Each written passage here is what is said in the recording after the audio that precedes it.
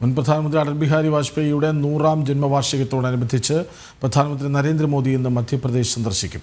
വിവിധ വികസന പ്രവർത്തനങ്ങൾക്ക് പ്രധാനമന്ത്രി തുടക്കം കുറിക്കും. വാജ്പേയി അനുസ്മരണ സമ്മേളനത്തിൽ പങ്കെടുക്കും. വിവരങ്ങളുമായി ഗൗതം അനന്തനാരായണനൊപ്പം ചേരുന്നു. ഗൗതം, പ്രധാനമന്ത്രി ഇന്ന് മധ്യപ്രദേശിലേക്ക് എത്തുന്നു. അതും ഒരു വലിയ സന്ദേശമാണ്, സദ്ഭരണ ദിനത്തിൻ്റെ വലിയൊരു സൂചനയാണ് അല്ലേ? കൃഷ്ണരാജ്, ഇന്നിപ്പോൾ രാഷ്ട്രം ദേശീയ സദ്ഭരണ ദിവസമായാണ് ആചരിക്കുന്നത്.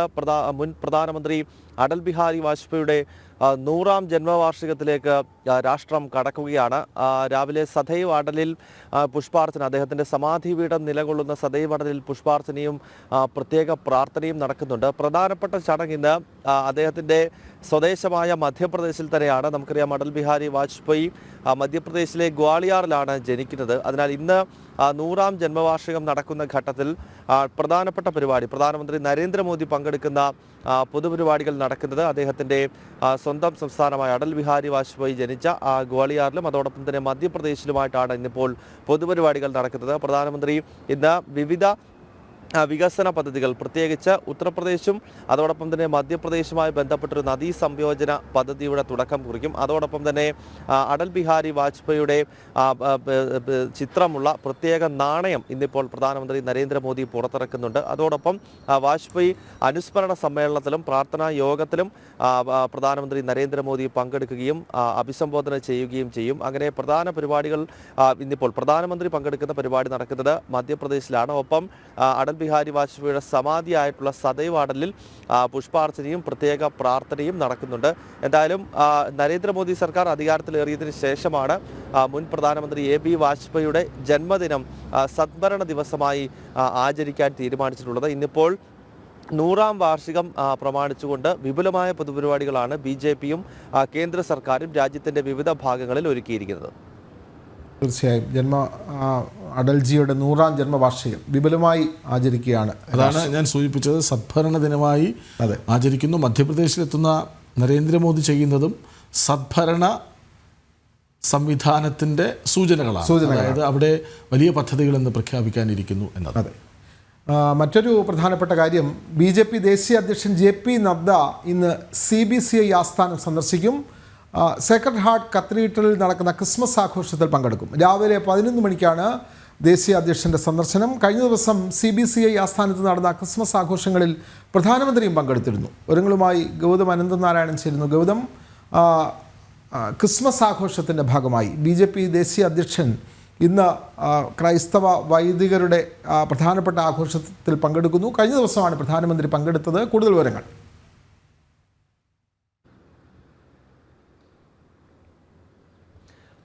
Vinod, Catholic bishop conference of ഇന്ത്യയുടെ ആസ്ഥാനത്ത് കഴിഞ്ഞ ദിവസം പ്രധാനമന്ത്രി നരേന്ദ്രമോദി എത്തിയത് അന്താരാഷ്ട്ര തലത്തിൽ തന്നെ വലിയ വാർത്താ പ്രാധാന്യം നേടിയ സംഭവമായിരുന്നു. അദ്ദേഹം 23-ാം തീയതി വൈകുന്നേരം CBCI ആസ്ഥാനത്ത് ഡൽഹിയിൽ അദ്ദേഹം പ്രാർത്ഥനയിലും അതോടൊപ്പം തന്നെ ക്രിസ്മസ് ആഘോഷങ്ങളിലും പങ്കെടുത്തതാണ്. അതിനുശേഷമാണ് അതേ ഗോൾഡൻ ഖാനയിലെ സേക്രഡ് ഹാർട്ട് കത്തീഡ്രലിലേക്ക് ഇന്നിപ്പോൾ BJPയുടെ ദേശീയ അധ്യക്ഷനും അതുപോലെ തന്നെ കേന്ദ്ര ആരോഗ്യ മന്ത്രിയുമായ JP നഡ്ഡ കൂടി എത്തുന്നത്. രാവിലെ 11 മണിക്ക് അദ്ദേഹം ഈ ഗോൾഡൻ ഖാനയിലെ ദേവാലയത്തിലും അതോടൊപ്പം തന്നെ CBCI ആസ്ഥാനത്തും എത്തും. ഇന്ന് വിപുലമായ ക്രിസ്മസ് ആഘോഷമാണ് അവിടെ നടക്കുന്നത്. രാജ്യതലസ്ഥാനത്തെ ഏറ്റവും പ്രധാനപ്പെട്ട ക്രൈസ്തവ ദേവാലയം ഈ സേക്രഡ് ഹാർട്ട് ദേവാലയമാണ്. നേരത്തെ സൂചിപ്പിച്ചതുപോലെ കാത്തലിക് ബിഷപ്പ് കോൺഫറൻസ് ഓഫ് ഇന്ത്യയുടെ ആസ്ഥാനം നിലകൊള്ളുന്നതും ഈ ദേവാലയത്തോട് ചേർന്ന് തന്നെയാണ്. അതിനാൽ ഏറ്റവും വിപുലമായ ക്രിസ്മസ് ന്യൂ ഇയർ ആഘോഷങ്ങൾ ക്രൈസ്തവർ രാജ്യതലസ്ഥാനത്ത് ആഘോഷിക്കുന്നത് ഈ ദേവാലയത്തിലാണ്. അതിനാൽ തന്നെയാണ് പ്രധാനമന്ത്രി നരേന്ദ്രമോദിയും അവിടെ തന്നെ എത്തി ക്രൈസ്തവ സുഹൃത്തുക്കൾക്കൊപ്പം അദ്ദേഹം ക്രിസ്മസ് ആഘോഷത്തിൽ പങ്കെടുത്തത്. അതിന് പിന്നാലെയാണ് ഇന്നിപ്പോൾ BJP ദേശീയ അധ്യക്ഷൻ JP നഡ്ഡയും CBCI ആസ്ഥാനത്ത് എത്തുന്നത്. വിനോദ്. അതെ, ഇന്ന് ക്രിസ്മസ് ആഘോഷത്തിൽ പങ്കെടുക്കാനായി BJP ദേശീയ അധ്യക്ഷൻ CBCI ആസ്ഥാനത്ത് എത്തുന്നതിൻ്റെ വാർത്തകളാണ് ഗൗതം നൽകിയത്. ഗൗതം, മറ്റൊരു കാര്യം കൂടിയുണ്ട്. ഇന്ന് NDAയുടെ ദേശീയ നേതൃയോഗവും ഡൽഹിയിൽ ചേരുന്നുണ്ടല്ലോ. അടൽ ബിഹാരി വാജ്പേയിയുടെ 100ാം ജന്മവാർഷികത്തോടനുബന്ധിച്ചാണ് NDA നേതാക്കൾ ഇന്ന് യോഗം ചേരുന്നത്. എങ്കിലും അംബേദ്കർ വിഷയവും ഒരു രാജ്യം ഒരു തെരഞ്ഞെടുപ്പ് ബില്ലും ചർച്ചയാകുമെന്ന് അറിയുന്നു. കൂടുതൽ വിവരങ്ങൾ ഗൗതം.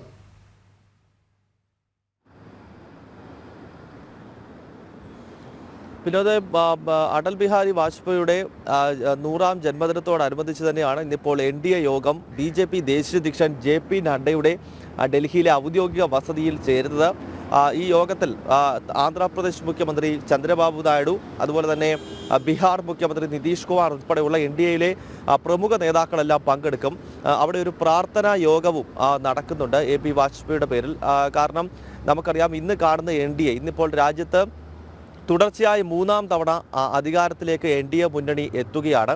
ആ NDAയുടെ കെട്ടുറപ്പ് നമ്മളിന്ന് ദേശീയ തലത്തിൽ കാണുമ്പോൾ തന്നെ ഈ മുന്നണി സംവിധാനത്തെ 98-ൽ രൂപീകരിക്കുന്നത് അടൽ ബിഹാരി വാജ്പേയിയും അതോടൊപ്പം തന്നെ മുൻ ഉപപ്രധാനമന്ത്രി ലാൽ കൃഷ്ണ അഡ്വാനിയും ചേർന്നുകൊണ്ടാണ്. കാരണം 96-ലും 98-ലും BJPക്ക് ഏറ്റവും വലിയ ഒറ്റക്കക്ഷിയായെങ്കിലും 196-ലെ ലോക്സഭാ തെരഞ്ഞെടുപ്പിൽ 160 സീറ്റും 98-ൽ BJPക്ക് 182 സീറ്റും ലഭിച്ചുവെങ്കിലും ഒറ്റയ്ക്ക് കേവല ഭൂരിപക്ഷം ലഭിച്ചിരുന്നില്ല. അതിനാൽ BJPയെ എങ്ങനെയൊക്കെ അധികാരത്തിൽ നിന്ന് മാറ്റി നിർത്താം എന്നത് സംബന്ധിച്ചുള്ള വലിയ ഗവേഷണമാണ് സോണിയാഗാന്ധിയുടെയൊക്കെ നേതൃത്വത്തിൽ അന്ന് നടന്നത്.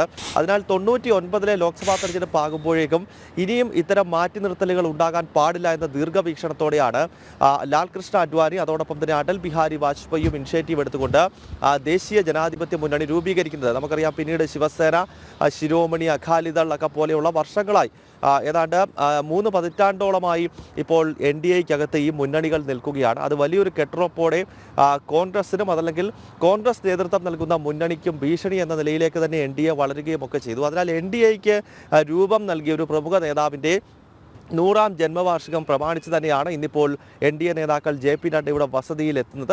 ഒപ്പം അടൽ ബിഹാരി വാജ്പേയി അനുസ്മരണ യോഗവും പ്രാർത്ഥനയ്ക്കൊപ്പം പൊതു രാഷ്ട്രീയ വിഷയങ്ങൾ കൂടി ഈ നേതാക്കൾ ചർച്ച ചെയ്യും എന്ന് തന്നെ മനസ്സിലാക്കാൻ സാധിക്കുന്നു. ഒന്ന്, വൺ നേഷൻ വൺ പോളുമായി ബന്ധപ്പെട്ടതാണ്. ഈ കടന്നുപോയ ശൈത്യകാല സമ്മേളനത്തിൽ ഒരു രാഷ്ട്രം ഒരു തെരഞ്ഞെടുപ്പുമായി ബന്ധപ്പെട്ട ബില്ല് അവതരിപ്പിച്ചു. പിന്നീട് പ്രതിപക്ഷ ബഹളത്തെ തുടർന്ന് അതിപ്പോൾ JPCയുടെ പരിഗണനയിലാണ്. എങ്കിൽ പോലും കേന്ദ്ര സർക്കാർ ഉറപ്പിച്ചു പറയുന്നത് 2034-ലെ ലോക്സഭാ തെരഞ്ഞെടുപ്പിനൊപ്പം തന്നെ നിയമസഭകളിലേക്ക് തെരഞ്ഞെടുപ്പ് നടത്തുമെന്നുള്ളതാണ്.